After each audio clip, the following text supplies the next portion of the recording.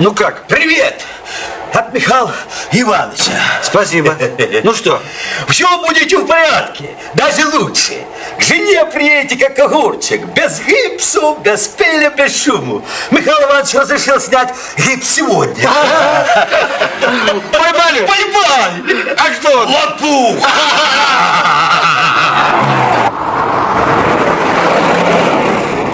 Зачем возвращаться? Не будем терять времени. У нас есть точка на трассе, там и снимем гипс. Как говорит наш дорогой шеф, Михаил Иванович, куй железо, не отходя от кассы. Быстренько снимем гипс, выпотрошим его и полный порядок.